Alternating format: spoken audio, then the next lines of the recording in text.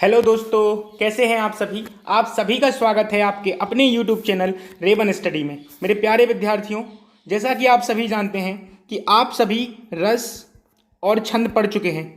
मैंने आपको बोला था कि रस और छंद के बाद मैं आपको अलंकार पढ़ाऊंगा और अलंकार में आपको कोई दिक्कत नहीं होगी, क्योंकि मैंने बहुत सुना है बच्चों को कहते हुए कि अलंकार मुझे नहीं समझ में आते, बचपन से पढ़ रहा हूँ फिर भी नहीं समझ पाते हैं। तो उनके लिए आज बहुत ही ज़्यादा लाभ है, क्योंकि जो वीडियो मैंने बनाई है इसमें मैंने सब कुछ रखा है। सब कुछ बिल्कुल अच्छे से क्लियर होगा, समझ में भी आएगा। और आप मुझे कमेंट करके बताना कि वीडियो कैसी लगी है। तो बस शुरुआत करते हैं आज की वीडियो। क्या है? अलंकार टॉपिक है। तो अलंकार क्या है सबसे पहले ये समझेंगे, फिर आगे बढ़ेंगे। ठीक है, तो पहला है अलंकार। ठीक, क्या है अलंकार? अलंकार का अर्थ होता है गहना या आभूषण। जब आप पर्यायवाची पढ़ेंगे ना, तो पर्यायवाची में आभूषण का पर्यायवाची होता है अलंकार। देख लेना आप, यही होता है। ठीक है, तो आभूषण का पर्यायवाची होता है अलंकार, अर्थ है गहना या आभूषण। तो मैं आपको एक लाइन में समझाता हूं कि जिस प्रकार नारी की शोभा बढ़ाने के लिए गहने पहनाए जाते हैं, गहने पहना देते ना कि कोई भी औरत हो वो सुंदर लगे, या लड़की है तो उसको भी सुंदर बनाने के लिए गहने पहनाए जाते हैं, आभूषण पहनाए जाते हैं। तो उसी प्रकार काव्य की शोभा बढ़ाने के लिए क्या किया जाता है? उन्हें अलंकृत किया जाता है। तो वही अलंकार है। ठीक है, तो काव्य की शोभा बढ़ाने वाले शब्द क्या कहलाते हैं? अलंकार। बात समझ में आ रही है? क्लियर है ना यहां तक? अब पढ़ेंगे अलंकार के भेद। तो अलंकार के भेद हैं तीन। कितने? शब्द अलंकार, अर्थालंकार, उभयालंकार। यहां से एक क्वेश्चन बनेगा। क्या? मैं आपको बता देना चाहता हूं कि अगर क्वेश्चन आया कि अलंकार के कितने भेद हैं, तो ऑप्शन आपको 3 मिलेगा और आपको टिक लगाना है बिल्कुल सही। ठीक, अगर पूछा गया कि अलंकार के मुख्य रूप से कितने भेद हैं, तो सिर्फ 2। यहां उभयालंकार नहीं गिना जाता है। बात समझ में आ रही है?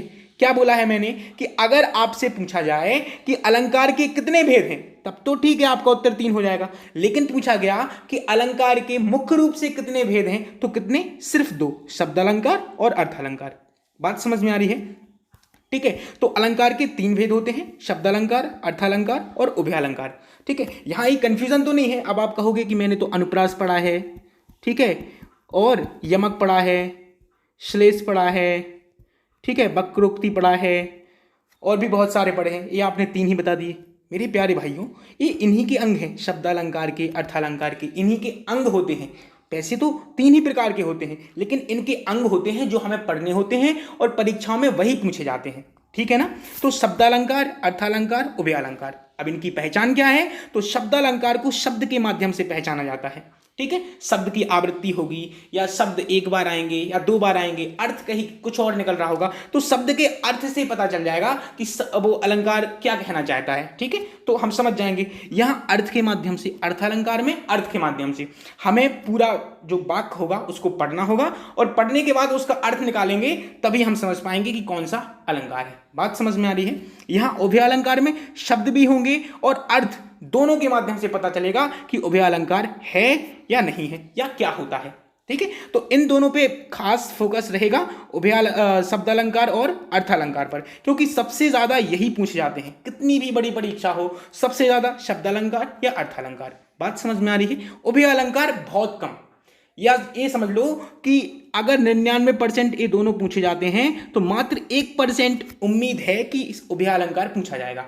तो ठीक है, सबसे ज्यादा अच्छे से ये पढ़ने हैं। पढ़ाऊंगा मैं आपको उभयालंकार भी, लेकिन कम। ठीक है, बस चल अब पढ़ेंगे शब्द अलंकार। जैसा कि मैंने अभी आपको बताया कि शब्दों के माध्यम से काव्य का सौंदर्य बढ़ाते हैं। शब्द, कुछ होंगे शब्द जो काव्य का सौंदर्य बढ़ाएंगे, शोभा बढ़ाएंगे। ठीक है, अभी बताया मैंने। तो शब्दालंकार के प्रकार कितने होते हैं? देखो, अनुप्रास, यमक, श्लेष, वक्रोक्ति। कितने प्रकार हो गए? 4। शब्दालंकार के कितने प्रकार हो गए? 4। ठीक है, कौन कौन? अनुप्रास, यमक, श्लेष, वक्रोक्ति। बात समझ में आ रही है? अब पहला है अनुप्रास। अब यहां से पढ़ाई शुरू हुई हमारी। अभी तक तो सिर्फ क्या चल रहा था? इंट्रोडक्शन। अब पढ़ना है, अनुप्रास पढ़ना है, यमक पढ़ना है, श्लेष पढ़ना है, वक्रोक्ति पढ़ना है। तो अनुप्रास जो है वो अपने आप में 5 प्रकार का है। ठीक है, वैसे तो आप अगर पुलिस का हो गया, जेल वार्डर हो गया, या फायरमैन, जो अभी पेपर होने हैं जेल वार्डर और फायरमैन का, और पुलिस को भी मिला लो, अगर इन तीनों के लिए अगर आप तैयारी कर रहे हो, तो सिर्फ अनुप्रास, इसके भाग नहीं पढ़ने हैं, सिर्फ अनुप्रास में ही पूछा जाता है। और यमक, श्लेष ये 2-3 पूछे जाएंगे, वक्रोक्ति इसमें भी नहीं आएगा, ठीक है। लेकिन अगर थोड़ा सा लेवल अप हो गया और आपने कुछ अच्छी परीक्षा देने की सोच ली तो अनुप्रास के भाग भी पूछे जाएंगे और वक्रोक्ति भी पूछा जाएगा, ठीक है। तो पढ़ेंगे सब कुछ, लेकिन अगर आप जेल वार्डर, फायरमैन और पुलिस की तैयारी कर रहे हैं तो सिर्फ अनुप्रास पढ़िए, यमक पढ़िए और श्लेष पढ़िए। इसलिए बता रहा हूं क्योंकि टाइम आपके पास वैसे भी कम होता है, ठीक है। आप यही सोचते हो कि हम लास्ट में हिंदी पढ़ लेंगे और आप लास्ट में ही वीडियो देखते हो, मुझे पता है आप लास्ट में ही देखोगे कि लास्ट में मैं पढ़ लूंगा, 15 दिन में हिंदी हो जाएगी। तो उसके हिसाब से मैं आपको बता रहा हूं कि सिर्फ आप अनुप्रास, यमक और श्लेष ही पढ़िए, अनुप्रास के आपको हिस्से नहीं पढ़ने हैं, ठीक है। लेकिन पढ़ना, अगर आप वाकई इच्छुक हैं, चाहते हैं कि आप कुछ नया सीखेंगे, अगर कुछ ज़्यादा आ गया और आप सब कुछ जानना चाहते हो तो अनुप्रास के भाग भी पढ़िए और वक्रोक्ति भी पढ़िए, ठीक है। क्योंकि पेपर का लेवल कुछ भी हो सकता है, क्या पता बढ़ा दिया, अभी तक तो ये चल रहा था, अब बढ़ा दिया, फिर क्या करेंगे आप, तो पढ़ना सब कुछ है। चलो, तो अनुप्रास अलंकार। अनुप्रास अलंकार क्या है? जहां पर किसी वर्ण की आवृत्ति 2 या 2 से अधिक बार हो। वर्ण क्या होते हैं? वर्ण है का हो गया, खा हो गया, गा हो गया, घा हो गया, चा, छा, टा, ये वर्ण ही तो है। वर्णमाला मैंने आपको पढ़ाई है, सब कुछ बताया है कि ये वर्ण ही तो होते हैं। और परिभाषा में भी यही लिखा है, जहां पर किसी वर्ण की आवृत्ति 2 या 2 से अधिक बार हो वहां क्या होगा? अनुप्रास अलंकार। जैसे उदाहरण से और अच्छे से समझ में आएगा। देखो उदाहरण लिखा है, चंदू के चाचा ने चंदू की चाची को चटनी चटाई, ठीक है। तो देखो चा वर्ण आ रहा है, चा, फिर चा, फिर चा, फिर चा, चा, चा, यहां भी चा और यहां भी चा। तो चा वर्ण की क्या हो रही है? आवृत्ति, बार बार चा आ रहा है, तो क्या कौन सा अलंकार होगा? अनुप्रास अलंकार। बात समझ में आ रही है? ऐसे ही खिड़कियों के खड़कने से खड़कता है खड़क सिंह, खिड़कियों के खड़कने से खड़कता है खड़क सिंह। इसके आगे क्या होगा कि खड़क सिंह के खड़कने से खड़कती हैं खिड़कियां। अब आगे मैंने लिखा नहीं तो आप समझ जाओ, क्योंकि आपको ये तो पता ही होगा, ठीक है। तो इसका अर्थ क्या है कि जब खिड़कियां, हवा चलती है तेज तो खिड़कियां खड़कती हैं, होती है ना। जैसे हवा चलेगी तो आपके घर में भी खिड़की होगी, वो खड़कने लगती हैं। तो एक आदमी है खड़क सिंह, वो चिल्लाने लगता है, ठीक है। तो खिड़कियों के खड़कने से खड़कता है खड़क सिंह। अब खड़क सिंह चिल्ला रहा है, आगे की लाइन क्या है कि खड़क सिंह के खड़कने से खड़कती हैं खिड़कियां। तो अब खड़क सिंह चिल्ला रहा है, तो इतना चिल्ला रहा है कि जो खिड़कियां हैं घर की वो कांप रही हैं, वो हिलने लग रही हैं। तो ये अर्थ है इसका। तो वो तो आपको समझाने के लिए, लेकिन इसमें खा वर्ण आ रहा है, देखो खा, खा आ रहा है ना, खा। तो खा वर्ण की आवृत्ति हो रही है, इसलिए कौन सा अलंकार होगा? अनुप्रास अलंकार। बात समझ में आ रही है? ये 2 तो हो गए अपने देसी उदाहरण थे, देसी तरीके से आपने समझ लिया कि हाँ ये हो रहा है, इसलिए अनुप्रास अलंकार है। अब एक किताब वाला पढ़ लो। किताब में क्या है? तरनी तनुजा तट तमाल तरुबर बहुछाए, कक्षा 10 में और 12 में। बहुत पढ़ा होगा आपने इसको, ठीक है। यही उदाहरण मिलता है आपको, कक्षा 10 हो गया, कक्षा 12 में भी यही उदाहरण मिलेगा। आप कोई भी नई बुक लेकर आओगे बाजार से पढ़ने के लिए हिंदी, ये उदाहरण अनुप्रास अलंकार में जरूर मिलेगा। तो तावर्ण, देखो आ गया ना, तावर्ण, तावर्ण, तावर्ण, तावर्ण, यहाँ भी तो इतने सारे तावर्ण है। तो तावर्ण की आवृत्ति हो रही है, इसलिए कौन सा अलंकार हो गया? अनुप्रास अलंकार। बात समझ में आ रही है? अनुप्रास अलंकार आपको समझ में आ चुका होगा, मुझे पूरी उम्मीद है, ठीक है। तो आगे बढ़ते हैं। जैसा कि मैंने आपको बताया था कि अनुप्रास अलंकार के भेद होते हैं, ठीक है। अब कितने भेद होते हैं ये मैं आपको समझाऊंगा।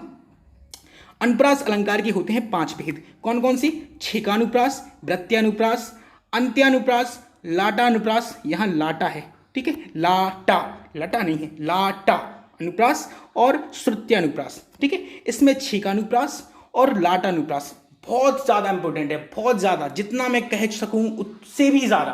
क्योंकि आप अगर पुलिस का हो या जेल वार्डर का, सिर्फ प्रैक्टिस सेट की बात कर रहा हूं, अगर प्रैक्टिस सेट लगा रहे हो तो छेकानुप्रास और लाटानुप्रास बहुत ज़्यादा मिलेगा। सिर्फ प्रैक्टिस सेट, परीक्षा की बात कहूं तो सिर्फ अनुप्रास अलंकार ही पूछा जाता है, लेकिन प्रैक्टिस सेट में ये जरूर मिलेगा आपको, ठीक है। और परीक्षा दे रहे हो, कोई भी परीक्षा हो, अभी पुलिस का 2016 में हुई थी पुलिस की परीक्षा, ऐसा ही दरोगा की भर्ती निकली थी, उसमें छेकानुप्रास और लाटानुप्रास सबसे ज्यादा पूछा गया। 2-3 क्वेश्चन थे छेकानुप्रास और लाटानुप्रास के, तो ये भी आपको पढ़ने हैं। सबसे ज्यादा महत्वपूर्ण ये दोनों ही हैं, बाकी पढ़ेंगे सब कुछ, ठीक है। महत्वपूर्ण बताया मैंने कि महत्वपूर्ण ये दोनों हैं, ठीक है।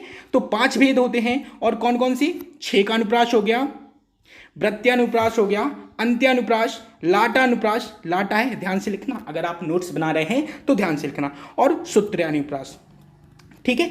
अब सबसे पहला क्या है, छे का अनुप्रास। तो छे का अनुप्रास क्या है? क्या है? पहचान है जहां एक वर्ण सिर्फ दो बार आए। एक वर्ण सिर्फ दो बार, एक वर्ण, फिर से पढ़ लो इसको बार बार, तभी आप उदाहरण बहुत अच्छे से समझ पाओगे। एक वर्ण सिर्फ दो बार आए तो कौन सा अनुप्रास? छे का अनुप्रास। मतलब बार बार ना आए।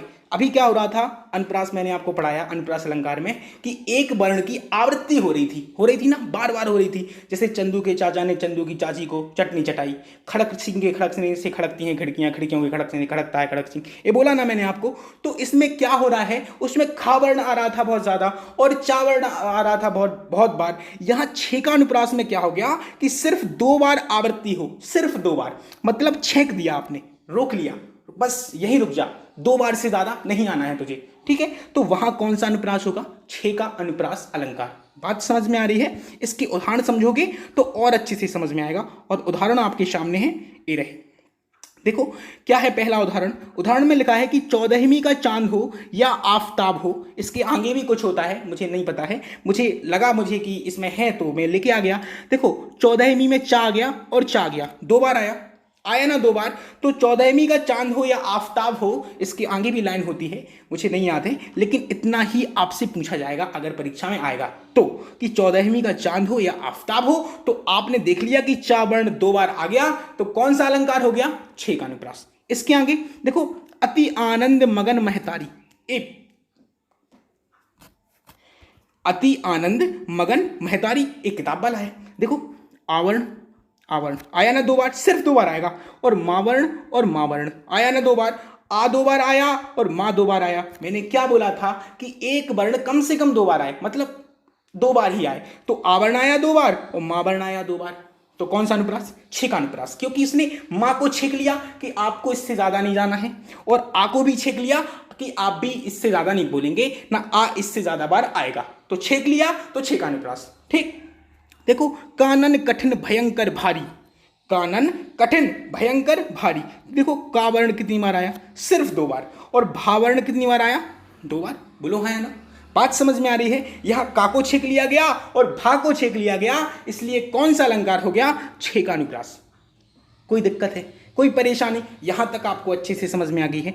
आगे और भी है, घोर घाम हिम बारी बयारी। देखो घोर में घा, एक घा और बा और बा, घोर घाम और बारी, हिम बारी बयारी, कौन सा अलंकार हो गया भाई? यहां घा को रोक लिया गया, यहां बा को रोक लिया गया कि दो से ज्यादा बार नहीं आना है, तो कौन सा अलंकार हो जाएगा? छे का अनुप्रास। बस इतनी सी तो बात है। आगे तुम तुंग हिमालय भंग, तुम तुंग हिमालय भंग। तो देखो तावर्ण और तावर्ण दो बार आ गया, तो कौन सा अलंकार कहलाएगा? छे का अनुप्रास। बात समझ में आ गई? इतना सरल है, बताओ। और पेपर में बहुत पूछा जाता, और बच्चे अक्सर छोड़ के आते हैं कि ये छे का अनुप्रास क्या है, मैंने तो नाम भी नहीं सुना, लेकिन इतना सरल है। बस आपको क्या करना है, थोड़ी सी मेहनत मेरे साथ कर सकते हो ना, बस आप मेहनत करो, मैं आपके साथ हूं, ठीक है। चलो आगे है वृत्यानुप्रास। छे का अनुप्रास तो समझ में आ गया ना, अब वृत्यानुप्रास पे ध्यान देंगे। तो वृत्यानुप्रास क्या कहता है? वृत्यानुप्रास की पहचान है मेरे प्यारे भाइयों, पहचान है कि जब किसी वर्ण की आवृत्ति दो से अधिक बार हो। अभी क्या हो रहा था कि सिर्फ दो बार आवृत्ति हो रही थी, तो कौन सा अलंकार हो गया? छे का अनुप्रास। अब दो से अधिक बार हो, देखो नाम से ही स्पष्ट है, वृत्यानुप्रास। वृत्त कैसा होता है? गोल, मतलब कोई चीज बार बार आ रही है, बार बार घूम घूम के, फिर से बार बार, तो दो से ज्यादा बार आएगी तो वृत्यानुप्रास होगा। बोलो हाँ या ना? बात समझ में आ रही है? तो जब किसी वर्ण की आवृत्ति दो से अधिक बार हो तो वृत्यानुप्रास। जैसे चंदू के चाचा ने चंदू की चाची को चटनी चटाई। देखो चा वर्ण, देखो दो से अधिक बार आ गया, अधिक क्या है तो बहुत बार आ गया ना, तो कौन सा अलंकार हो गया? प्रत्यानुप्रास अलंकार। यहां छे का अनुप्रास अलंकार नहीं होगा। क्यों नहीं होगा? क्योंकि एक वर्ण की आवृत्ति दो से अधिक बार हो गई, इसलिए प्रत्यानुप्रास अलंकार है। बोलो, यहां भव्य भावों में भयानक भावना भरना नहीं, भव्य भावों में भयानक भावना भरना नहीं। देखो भावर्ण की आवृत्ति हो रही है ऐसे, देखो है ना, है ना।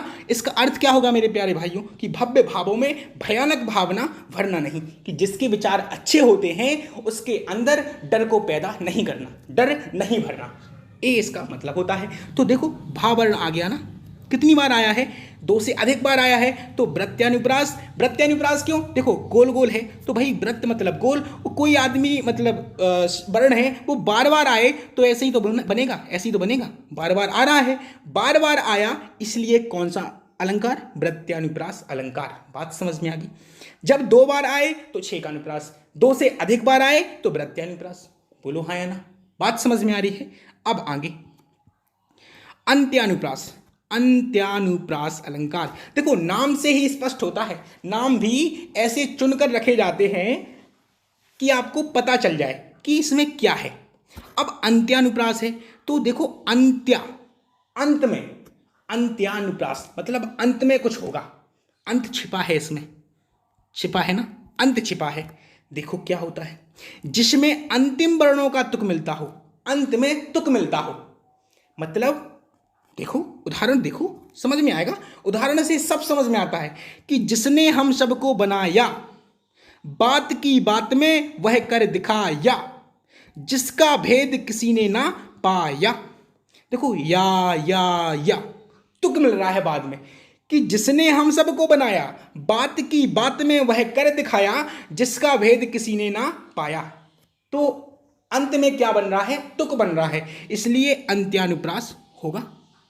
जैसे कहत नटत रीझत खीजत मिलत खिलत लजियात, फिर से पढ़ो, कहत नटत रीझत खीजत मिलत खिलत लजियात।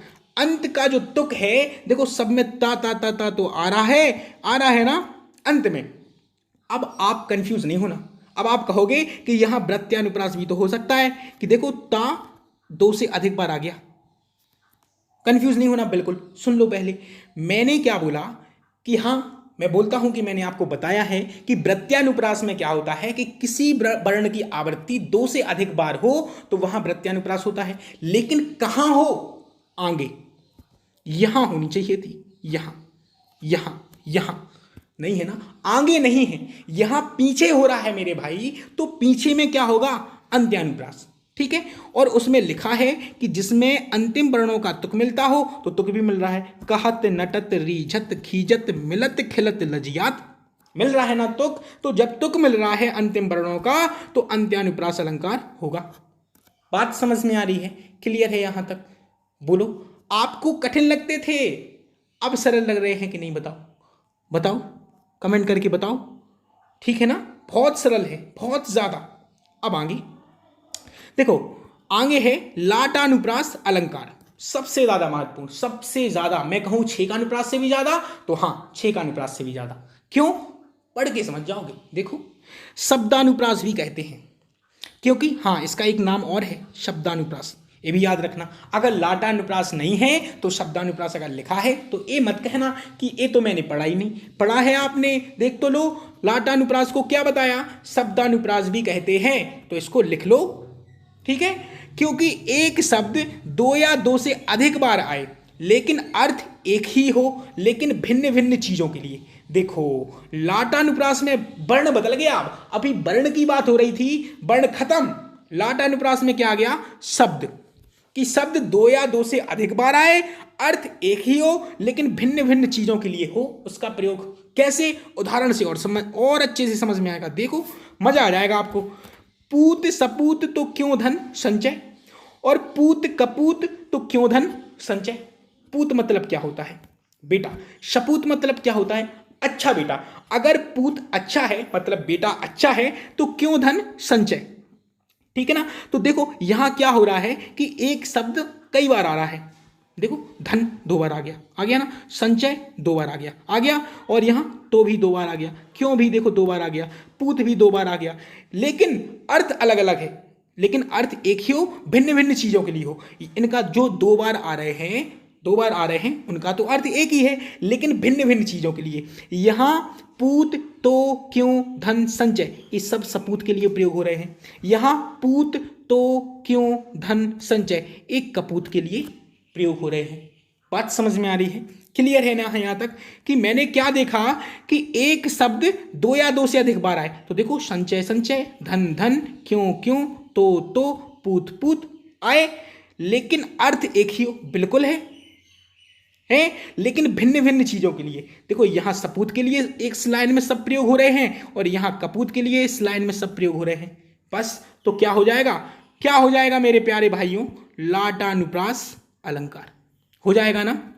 समझ में आ गई बात। आगे लिखा है कि हे उत्तरा के धन रहो तुम उत्तरा के पास, हे उत्तरा के धन रहो तुम उत्तरा के पास। देखो उत्तरा एक कोई स्त्री है और यहां भी स्त्री ही है कि हे उत्तरा के धन, मतलब उसका पुत्र हो सकता है या उसके पैसे हो सकते हैं, कुछ भी, कि हे उत्तरा के धन तुम उत्तरा के पास ही रहो। जैसे मैं तुमसे कह दूं कि हे छात्रों आप छात्र के पास ही रहो, हे छात्र की विद्याओं आप छात्र के पास ही रहो, तो एक ही स्त्री के लिए प्रयोग हो रहे हैं, शब्द अलग अलग हैं, अर्थ एक ही है। यहां उत्तरा के धन और उत्तरा के पास एक खुद स्वयं उत्तरा की बात हो रही है, यहां उत्तरा से जो संबंध रखता है उसकी बात हो रही है। बोलो बात समझ में आ रही है। आगे एक बिल्कुल देसी इलाज, जैसा कि मैं आपको बताता हूं कि धीरे धीरे से मेरी जिंदगी में आना, तो देखो धीरे धीरे यहां मेरी जिंदगी में आना और धीरे धीरे से दिल को चुराना, तो यहां जो धीरे धीरे है इस जिंदगी में आने की बात हो रही है और यहां जो धीरे धीरे है वह दिल को चुराने की बात हो रही है। तो समझो इस बात को, धीरे धीरे का अर्थ क्या होता है, आराम आराम से, तो आराम आराम से जिंदगी में आने की बात हो रही है और आराम आराम से दिल को चुराने की बात हो रही है। तो अब तो बिल्कुल क्लियर हो गया होगा, बिल्कुल क्लियर हो गया होगा कि शब्द दो से अधिक बार आ रहे हैं लेकिन अर्थ एक ही है। धीरे धीरे कितनी बार आया, एक से अधिक बार, दो या दो से अधिक बार आया ना, तो दो बार आ गया तब भी ठीक है, तो अधिक बार आया, अर्थ एक ही है। धीरे धीरे का अर्थ क्या होता है, कम, धीरे धीरे, आराम आराम से, लेकिन भिन्न भिन्न चीजों के लिए। यहां जिंदगी में आने की बात हो रही है, यहां दिल के चुराने की। देसी से बिल्कुल अच्छे से समझ में आ गया।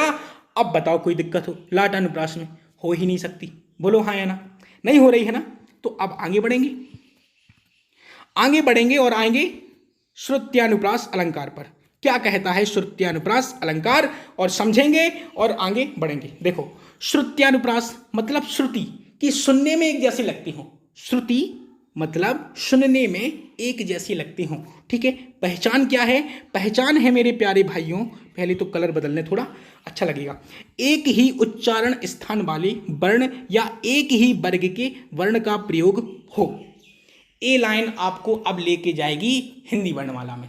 बोलो आप लोगों ने हिंदी वर्णमाला अच्छे से पढ़ी है, जो छात्र रेगुलर हैं उनको जरूर पता होगा कि उच्चारण स्थान मैंने आपको कितनी मेहनत से और कितने अच्छे से सिर्फ एक वीडियो बनाई थी इसी के लिए कि आपको उच्चारण स्थान बिल्कुल याद हो जाए और बहुत अच्छे से, ठीक है, बनाई थी ना। तो जिसने भी वो वीडियो नहीं देखी है हिंदी वर्णमाला की, वो प्लीज रिक्वेस्ट कर रहा हूं, मैं विनती कर रहा हूं कि पहले वो देख लो, इसके बाद ही श्रुत्यानुप्रास अलंकार समझ में आएगा। नहीं तो आप कहोगे कि गुरुजी क्या समझा दिया, कुछ भी समझ में नहीं आया, ठीक है।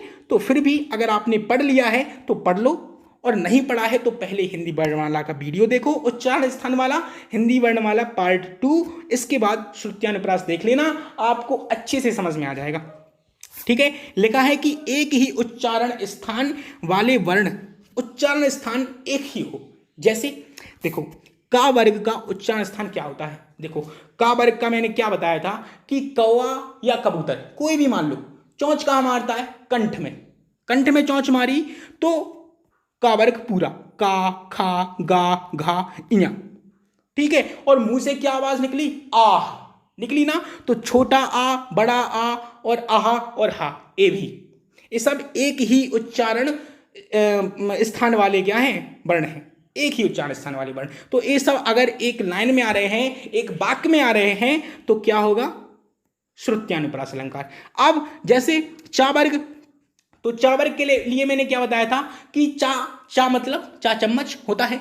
कोई बच्चा है वो दूध पी रहा है चम्मच से और उसको चम्मच लग गई तालू में, कहां लग गई, तालू में, तो चम्मच लगी तालू में और बच्चा रोया, ई, छोटी ई और बड़ी ई भी आ गया और चा वर्ग पूरा आ गया। और क्या आ गया, माता ने पूछा बच्चे से, मम्मी पूछती हैं बच्चे से कि बेटा लग गई आपको, तो बच्चा बोला यस, तो या हो गया और शा हो गया। सासलजम वाला। तो ए और चा वर्ग पूरा एक ही उच्चारण स्थान वाले वर्ण हैं। तो ए भी अगर एक लाइन में आ रहे हैं, एक वाक्य में आ रहे हैं, ये जितने भी लिखे हैं या, शा, ई, चा, छा, जा, झा, इया, ये सभी अगर एक वाक्य में प्रयोग हो रहे हैं तो क्या होगा? श्रुत्यानुप्रास अलंकार। बात समझ में आ रही है? यहां तक क्लियर है? क्लियर है तो फिर देखो बहुत अच्छे से समझ में आने वाला है, क्योंकि आपने उच्चारण स्थान बहुत अच्छे से पढ़े हैं। उदाहरण क्या है कि दिनांत था, दिन नाथ डूबते, शधेनु आते, ग्रह ग्वाल वाल थे।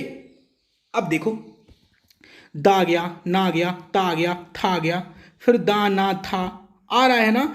देखो यहां से शा हो गया, धा ना और ता, ज्यादातर जो वर्ण आ रहे हैं दा, ना, ता, था, दा, ना, धा हो गया, ना हो गया, और भी ला आ रहा है, सा आ रहा है, ता आ रहा है ना। तो ये सभी ता वर्ग के हैं, और ता वर्ग का उच्चारण स्थान क्या है? क्या है उच्चारण स्थान? दंत। तो ये सभी दंतव्य वर्ण हैं। दंतव्य क्या है? वर्ण है, दांत से बोले जा रहे हैं। तो क्या बोला मैंने कि एक ही उच्चारण स्थान वाले? हाँ बिल्कुल है, दांत से बोले जा रहे हैं सभी। अब बोल के देख लो, देखो ता, था, दा, धा, ना। तो आपकी जो जीभ है वो दांतों को टकराएगी, दांत को टकराएगी। जब तक टकराएगी नहीं आप बोल नहीं पाएंगे। समझ में आ रही है बात? तो जब दांतों को टकरा रही है जीभ तो दंतव्य वर्ण हो गए। अब दंतव्य वर्ण है और बोला गया है कि उच्चारण स्थान एक ही हो, तो क्या होगा? श्रुत्यानुप्रास अलंकार। बोलो अब समझ में आया? समझ में आ गई बात? यही तो मैं आपको बताने वाला था। ज्यादातर वर्ण आएंगे, ज्यादातर। अब आप कहो सारे के सारे, तो भाई ऐसा तो हो नहीं सकता ना कि सारे आ जाएं। हो भी सकता है कि सारे आ जाएं, और ये भी तो हो सकता है कि सारे ना हो। ज्यादातर मतलब जिनकी आवृत्ति ज्यादा हो रही होगी वे एक ही वर्ग के होंगे। बिल्कुल। आगे आगे लिखा है कि तुलसीदास सीदत, निश दिन देखत तुम्हारी निठुराई।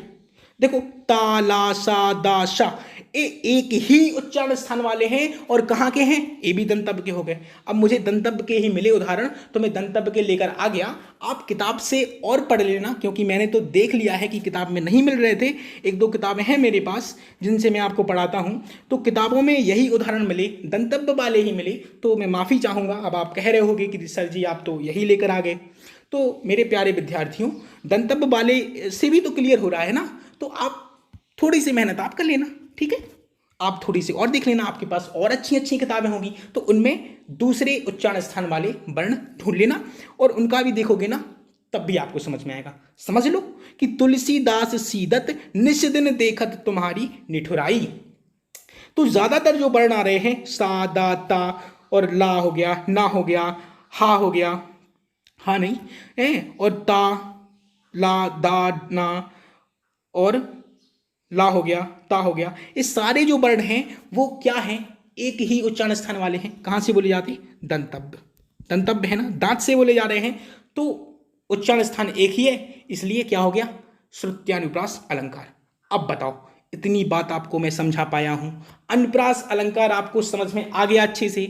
आशा करता हूं बहुत अच्छे से समझ में आया होगा, क्योंकि मैंने बहुत मेहनत से आपको समझा दिया है। अब पढ़ेंगे यमक।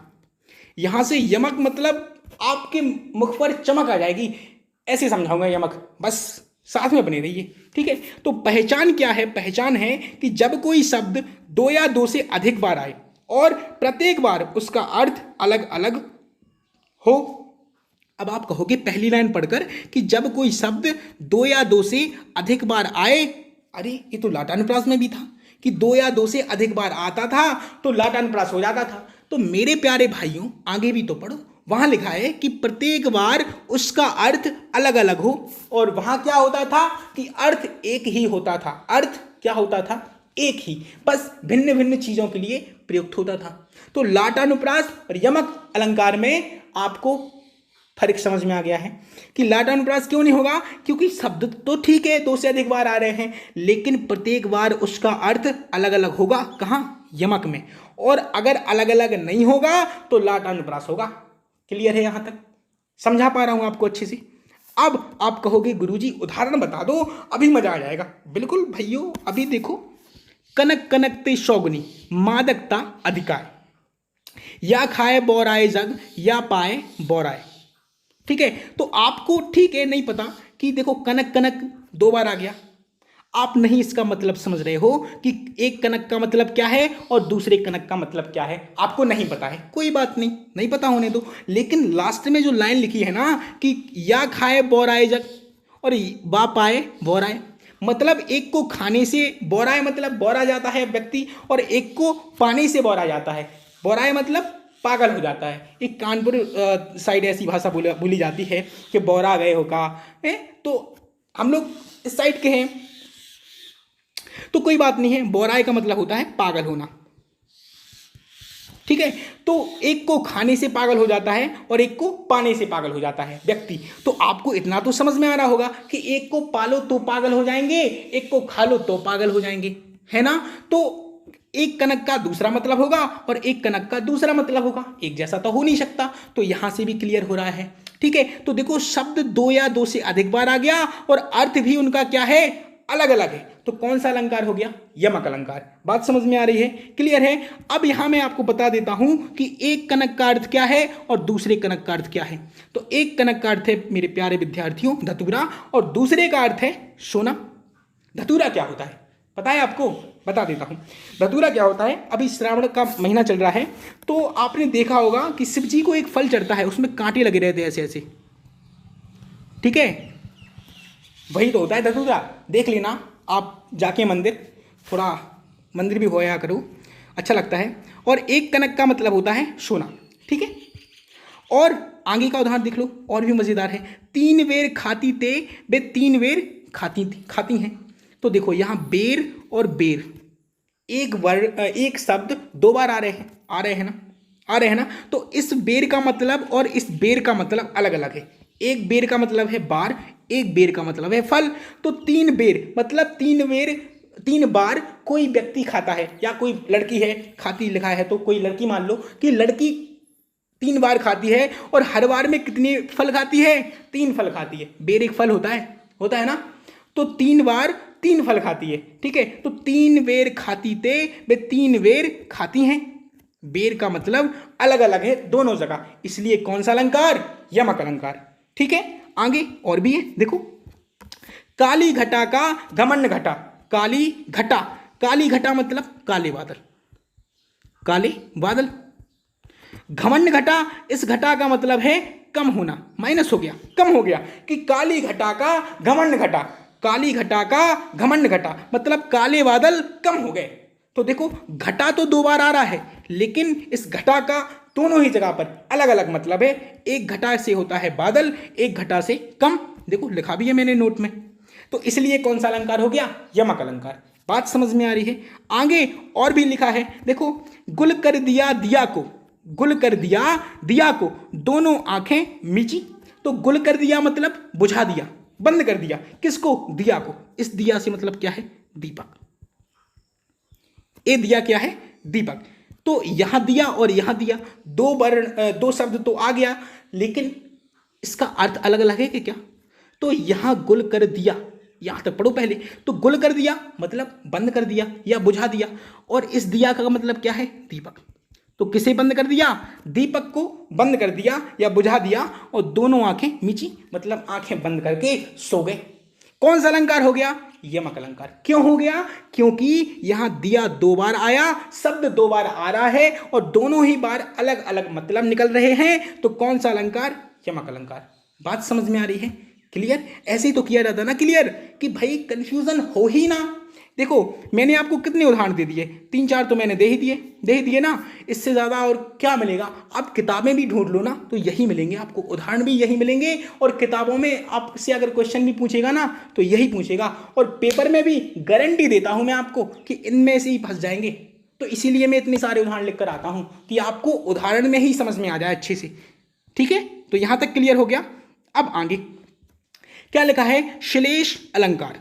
तो श्लेष अलंकार क्या होता है, कि जहां एक शब्द अनेक अर्थों में प्रयुक्त हो। देखो यवक में क्या हो रहा था, 2 शब्द आ रहे थे, 2 या 2 से अधिक बार, और हर बार उनका अर्थ अलग हो रहा था। श्लेष में क्या है, कि एक शब्द आएगा और अनेक अर्थों में उसको क्या करेंगे, प्रयुक्त करेंगे। कैसे, पहले तो ये टैगलाइन है, इसकी टैगलाइन या डायलॉग समझ लो, कि शब्द एक अर्थ अनेक कहते हैं श्लेष। शब्द एक, अर्थ अनेक कहते हैं श्लेष। ये डायलॉग हो गया किसका? श्लेष का। ठीक है, श्लेष भाई गुंडा है इसलिए वो डायलॉग मार रहा है कि शब्द एक, अर्थ अनेक कहते हैं श्लेष। ठीक है, उदाहरण से और अच्छे से समझ में आएगा। एक बार पहचान पर और नजर डालेंगे कि एक शब्द अनेक अर्थों में प्रयुक्त होगा, वहां श्लेष अलंकार होगा। क्लियर? अब बढ़ते हैं आगे। उदाहरण क्या है कि रहमन पानी राखिए, लिखा है कि रहमन पानी राखिए, बिन पानी सब शून, पानी गए ना उबरे, मोती मानुष चून। जो पहली लाइन है ना, वो तो मैंने सिर्फ तुक के लिए लिखी है। ये पहली लाइन कभी नहीं पूछी जाती, लास्ट लाइन जो है ना वही आती है पेपरों में, और आपको जहां भी उदाहरण लिखा मिलेगा ना यही लाइन लिखी रहेगी कि पानी गए ना उबरे, मोती मानुष चून। ठीक है, तो देखो पानी गए ना उबरे मतलब जहां जिसका पानी खत्म हो गया, तो किसका किसका? मोती मानुष चून, इसका इनका। तो उनके लिए क्या होगा? देखो अगर मोती के लिए पानी खत्म हो गया तो उसकी चमक चली जाती है, मानुष के लिए खत्म हो गया तो मानुष के लिए पानी का मतलब क्या है कि इज्जत खत्म हो गई। जिसकी इज्जत खत्म हो गई उसका कोई मूल्य नहीं है, वो बिल्कुल बेकार आदमी है, क्योंकि इज्जत ही सबसे ज्यादा मूलदार है आजकल के जमाने में। ठीक है, आटा के लिए जल, अगर देखो आटा है और उसका जल सूख गया तो आप फिर से उसको नहीं, आप गूंथ के आटा नहीं बना सकते। ठीक है ना, जैसे आपने आटा मारा है, गूंथ लिया उसको और उसको रख दिया ऐसे ही, तो जैसे वो सूख गया तो फिर आप उसको पानी मिला के फिर गूंथ पाओगे क्या? नहीं। तो एक बार ही यही होता है कि पानी गए ना उबरे, मोती मानुष चून। पानी एक बार आया लेकिन मोती के लिए, मानुष के लिए, चून के लिए अलग अलग प्रयोग हो रहा है। तो शब्द एक, अर्थ अनेक कहते हैं श्लेष, इसलिए यहां कौन सा अलंकार होगा? श्लेष अलंकार। बात समझ में आ रही है? क्लियर है यहां तक? आगे का उदाहरण और भी मजेदार है, आपने बहुत ज्यादा पढ़ा होगा लेकिन फिर भी ध्यान नहीं दिया होगा, आज ध्यान देंगे। देखो, सुबरन को ढूंढत फिरे, कवि व्यभिचारी चोर। सुबरन एक शब्द आया, किन के लिए प्रयोग हो रहा है? कवि के लिए, कवि को भी सुबरन चाहिए, व्यभिचारी के लिए भी सुबरन चाहिए और चोर को भी सुबरन चाहिए, लेकिन तीनों के लिए सुबरन का अलग अलग मतलब है। क्या? अभी बताता हूं। देखो, सुबरन कवि के लिए क्या है? देखो, सुबरन मतलब ऐसी स्वर्ण पंक्तियां, ऐसी अच्छी पंक्तियां या ऐसे अच्छे शब्द जिनको वह अपनी काव्य में या अपनी लेखनी में प्रयोग कर सके। तो कवि ढूंढ रहा है उन शब्दों को। ठीक है, तो कवि के लिए सुबरन क्या हो गया? अच्छे शब्द, अच्छे अक्षर या अच्छी पंक्तियां। व्यभिचारी क्या होता है? व्यभिचारी होते हैं ये कबाड़ी ही समझ लो, एक टाइप से कबाड़ी। ठीक है, तो कबाड़ी आदमियों के लिए क्या होता है कि कोई भी सुंदर युवती देखी और उसके पीछे चल दिए। तो व्यभिचारी के लिए ये सुंदर क्या है? सुंदरता, किसी भी व्यक्ति की सुंदरता, बच्ची की सुंदरता, लड़की की सुंदरता, तो उस पर मोहित होना इनका काम है। तो ये उन्हीं को ढूंढते रहते हैं जो कबाड़ी लोग होते हैं। तो उनके लिए सुबरन क्या है? सुंदरता। और चोर के लिए सुबरन का मतलब है स्वर्ण, स्वर्ण, गोल्ड। अब तो समझोगे ना, गोल्ड। वैसे तो अंग्रेजी नहीं बोलनी चाहिए मुझे, हिंदी है, फिर भी आपको समझाने के लिए मैं कुछ भी कर सकता हूं। ठीक है, तो चोर क्या ढूंढ रहा है? स्वर्ण ढूंढ रहा है, सोना ढूंढ रहा है कि सोना मिल जाए और मैं बाजार में बेच दूं। ठीक है, तो सुबरन का अर्थ कवि के लिए अलग है, व्यभिचारी के लिए अलग है, चोर के लिए अलग है, इसलिए कौन सा है? बोलो क्या कौन सा है? श्लेष अलंकार। बात समझ में आ गई? क्लियर है यहां तक? आगे का उदाहरण और भी मजेदार। देखो क्या लिखा है? रावण सिर सरोज वनचारी, रावण सिर सरोज वनचारी, चली रघुवीर सिली मुख धारी। अभी देखो क्या हो रहा था, आपने क्या देखा होगा और आपको टीचर ने पढ़ाया भी होगा। आजकल के अध्यापक यही पढ़ाते हैं कि अंत में जो तीनों शब्द मिलेंगे उनकी तुलना पहले वाले शब्द से हो रही होगी और तीनों के बीच में क्या लगा होगा? कोमा। लेकिन इसमें भी श्लेष है, यहां कहीं कोमा दिख रहा क्या? नहीं दिख रहा ना, तो यहां आप कैसे पहचानोगे कि श्लेष है? देखो बहुत अच्छे से समझेंगे, बहुत अच्छे से। रावण सिर सरोज वनचारी, चली रघुवीर सिली मुखधारी।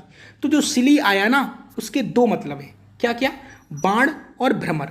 अब इस लाइन का मतलब क्या है पहले तो ये समझ लो। देखो मेरे प्यारे भाइयों, जब रावण सीता जी को हर के ले गया, चला गया, तो जो रघुवीर हैं, रघुवीर, रघुवीर मतलब भगवान राम, वो क्या कर रहे हैं कि एक तो सिली मुखधारी, यहाँ से मतलब क्या निकल रहा है कि सिली से मतलब होता है बाण, कि बाण लेके खड़े हो गए कि चलो कहाँ गई मेरी सीता जी, मैं ढूंढता हूँ कौन ले गया, गुस्से में एकदम तेज हो गए, ठीक है। और दूसरा मतलब है भ्रमर, कि जब किसी की पत्नी खो जाती है तो वो भ्रमर मतलब घूम सा गया, एक दुख में घूम रहा है आदमी, और दुख में घूमते हुए भटक रहा है, भ्रमर मतलब भटक रहा है इधर उधर कि कहाँ गई हैं सीता जी।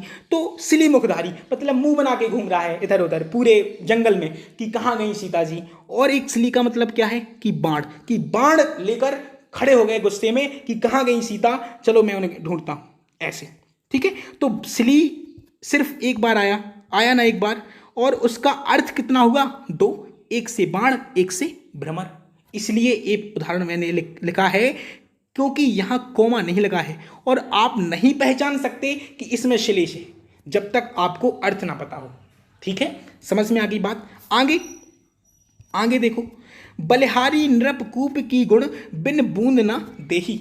ये दोनों ये पूछे गए हैं, अभी लेटेस्ट पेपर हुआ यूपीएसआई का, उसमें पूछे गए थे ये दोनों, इसीलिए मैं लेकर आया था, श्लेष उनका उत्तर था, ठीक है। तो अभी इसका उत्तर बताता हूं मैं आपको कि बलिहारी नृपकूप की गुण बिन बूंद ना देही। तो गुण का मतलब क्या है, एक तो है सद्गुण और एक रश्मि।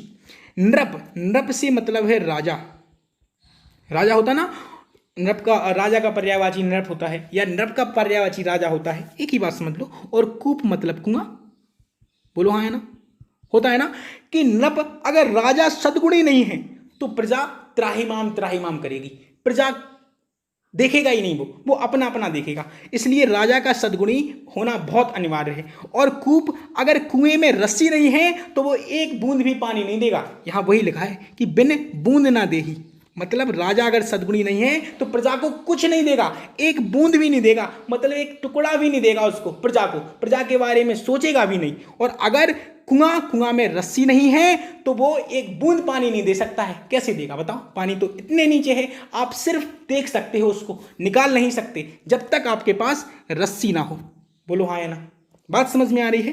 तो राजा का अच्छा होना जरूरी है और कुएं में रस्सी होना जरूरी है, तभी आपको बूंद मिलेगी, आपको कुछ मिलेगा, बात समझ में आ रही है, ऐसी बात थी।